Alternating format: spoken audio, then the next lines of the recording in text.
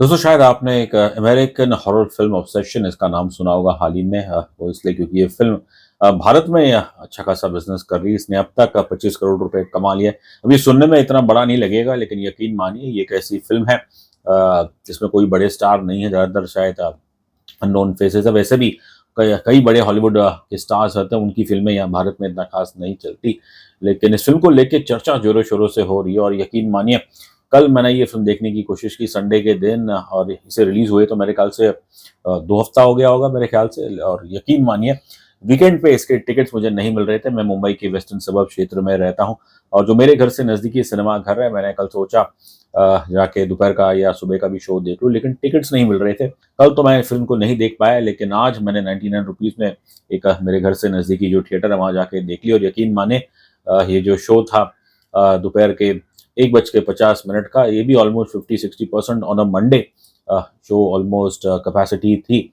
और फिर ये फिल्म देखने के बाद मुझे एहसास हुआ कि क्यों हम भारतीय इस फिल्म को इतना पसंद कर रहे हैं। अब इसके ऊपर मैं आऊँगा, लेकिन पहले बता दूँ ये फिल्म कोई बड़ी फिल्म नहीं है। ब्लम हाउस प्रोडक्शन या वो इसके साथ जुड़ा हुआ है। ये काफ़ी हॉरर फिल्में बनाता है, लेकिन इस फिल्म में आप देखिए कोई नामी-गामी लोग नहीं है। ये जो डायरेक्टर है करी बाकर, ये उनकी दूसरी फिल्म है, ये उनकी पहली थिएट्रिकल रिलीज़ है। अब इनके बारे में पढ़ रहा था, बेसिकली ये पहले तो यूट्यूबर रह चुके हैं, अच्छे खासे सब्सक्राइबर हैं इनके, और फिर ही ग्रेजुएटेड टुवर्ड्स सिनेमा।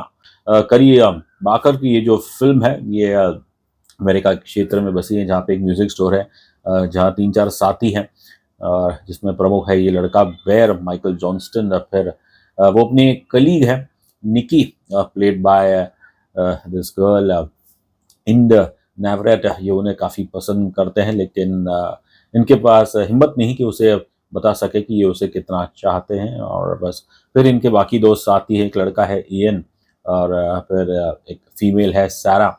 अब यहाँ पे इयन और सारा को तो जैसे शक है कि भई this guy has some feelings for Nikki, लेकिन इनमें कभी हिम्मत नहीं होती। बस ये सोचते हैं कि चलो आज मैं कोशिश करूँगा, एक फ्रेंड्स की नाइट आउट होती है, और ये सोचते हैं कि आज मैं उसको बता दूँगा, लेकिन मौका ही नहीं मिलता है। फिर ये अपने लड़की को छोड़ते हैं, और वहाँ जाने से पहले ये एक स्टोर में जाके एक कुछ वन विश विलो, एक कुछ लकड़ी सी है, बस आप कहते हैं कि ये जो है आप एक अपनी कुछ जो आपकी इच्छा है उसे मानिए, और इच्छा मांगने के बाद आप उसे तोड़ दीजिए, और शायद अ, आपके नसीब में रहा तो आपकी इच्छा पूरी हो जाएगी। तो बस हमारे बैर भाई साहब बस वो यही चीज़ मांगते हैं कि बस कि मुझे निकी मुझसे बेहद मोहब्बत करे। अब चमत्कार तो होता है, लेकिन दुर्भाग्य से ये मोहब्बत कम दीवानगी हो जाती है। बस ये लड़की जो इनके प्यार में पड़ती है कि बस यकीन मानिए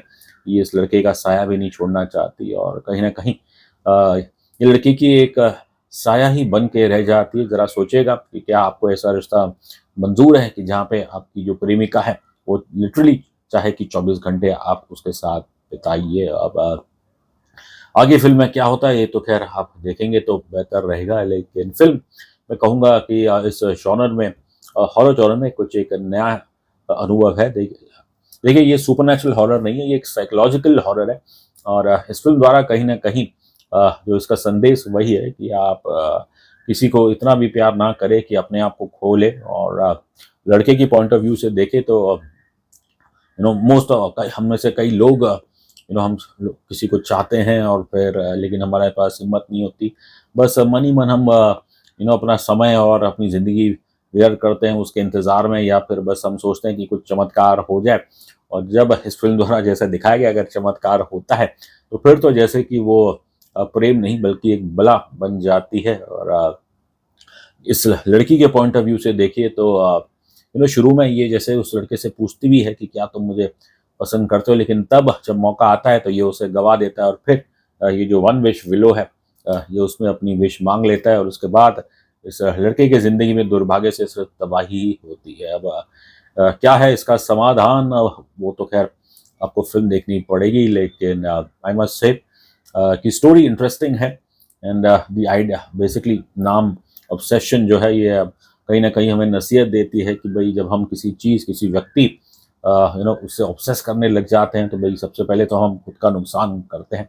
और यहाँ पे आप देखेंगे तो जैसे कि लड़के की ज़िंदगी भई उसने तो इस तरह की प्यार कभी नहीं चाहा था, और लड़की उसे तो होश ही नहीं है कि भई वो क्या कर रही है, उसके साथ क्या हो रहा है। अब like I said, this is not a supernatural horror, एक साइकोलॉजिकल हॉरर है।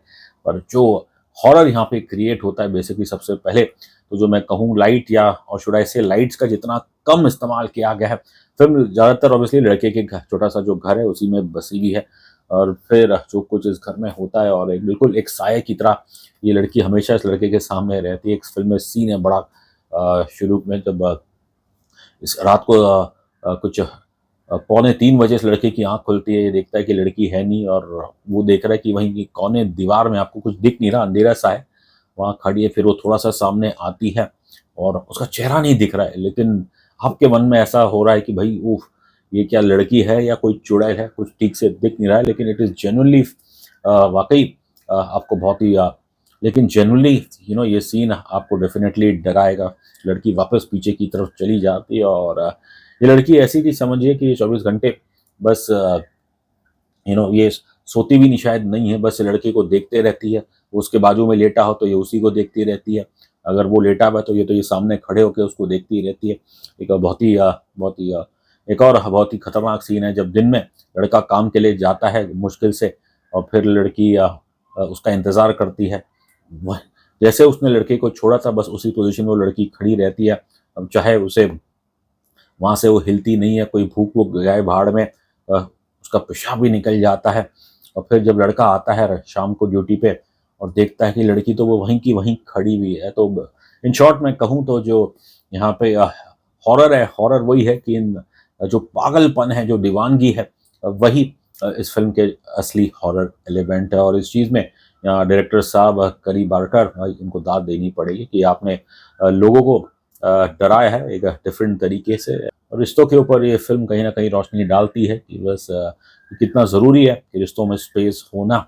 और फिर आई थिंक कहीं न कहीं एक आपको ये चीज़ भी जताती है कि अगर आप वर्क प्लेस पे हो तो कोशिश करिए कि आप किसी से दिल ना खोए। एंड क्योंकि वर्क प्लेस पे हम जानते हैं पॉलिटिक्स होती है, और यहाँ पे भी कुछ ऐसा ही है। कहने के लिए एक म्यूज़िक स्टोर है, लेकिन जो इनके साथी है वो कुछ ना तो कुछ इनके कान में भरते रहते हैं। अब उसमें से सत्य कितना है, इज़ इट लाई? अब ये चीज़ डायरेक्टर साहब ऑडियंस की इंटरप्रिटेशन पे छोड़ देते हैं। बट हैट्स ऑफ टू करी बाकर कि आपने एक बहुत ही खतरनाक फ़िल्म बनाई है। परफ़ॉर्मेंसेस की अगर मैं बात करूँ तो पहले तो ये जो लड़का है बैरन बेली का जो किरदार इस माइकल जॉनस्टन है, इसको भी मैं पहली बार देख रहा हूँ। मतलब भय क्या होता है, एक वो इस लड़के के चेहरे से आपको दिखेगा। एंड कमाल का काम किया है लड़के ने। लड़की जिसे का दुनिया भर का काफ़ी लोग प्रशंसा कर रहे हैं, इंद नेवरेट देखने में बेहद सुंदर। और फिर जो इन्होंने पागलपंती दिखाई है अपने इस किरदार निकी द्वारा, या यकीन मानिए आप भी काफ़ी काँप जाएंगे। लेट्स होप कि असल ज़िंदगी में लोग इनसे अब दूर ना भागे। She is very good looking, a good actress. कुछ जगहों पे ऑब्वियसली दोनों में 19-20 का फ़र्क है, लेकिन ओवरऑल जैसी ये कहानी है, मेरे लार्जली आप देखें तो ये 2 लोगों के ऊपर ही निर्भर करती है। ये 2 किरदार निकी और बेर, दोनों ने मेरे ख़्याल से काफ़ी अच्छा काम किया है। फ़िल्म की production design, like I said, ज़्यादातर अंधेरा है, उसका ये फ़ायदा उठाती है टू क्रिएट फ़ियर।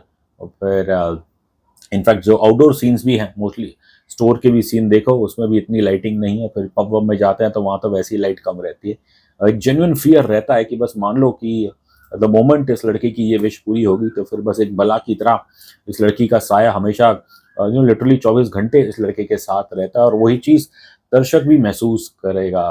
कोई यहाँ पे टिपिकल हॉरर एलिमेंट जो होते हैं, भूतिया चेहरा, ऐसा कुछ इस्तेमाल नहीं किया गया। बस 1-2 जगह पे जंप स्केयर्स इस्तेमाल किए गए हैं, जो नेचुरली जंप स्केयर्स आपको थोड़ा बहुत डराएंगे, लेकिन लास्टली फिल्म के अंदर जो दीवानगी है, यही इसकी मैं कहूँगा स्कैरी पॉइंट है। ये फ़िल्म क्यों भारत में इतनी पसंद की जा रही है, तो उसका जवाब बड़ा सिंपल है। हम तो भई रोमांटिक फ़िल्में ऐसी ही बनाते हैं, और from the time of Shahrukh Khan's Darr, अगर आपको जो दर्शक उस दौर के हैं, वेल दर्शक भी वही थी, एक पॉसेसिव लवर, और वो फ़िल्म काफ़ी अच्छी चली थी। फिर इसके बाद अजय देवगन ने भी की थी दीवानगी।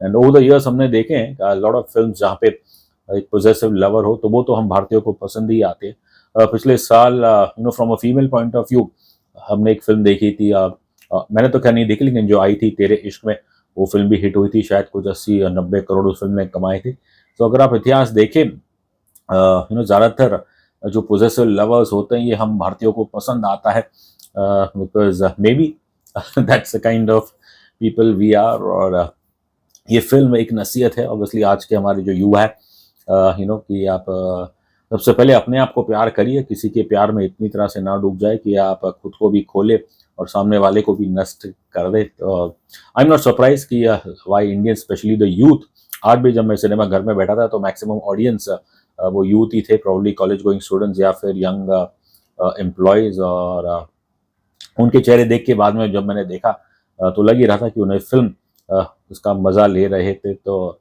ऑब्सेशन, पोजेसिव लवर, ये चीज़ें हम भारतीयों को हमेशा अच्छी लगती है, तो इसलिए ऑब्सेशन जैसी फिल्म का भारत में अच्छा करना, I am not surprised. All I will say that यदि आपने ये फिल्म अब तक नहीं देखी तो ज़रूर देखें, because it's worth your time and money.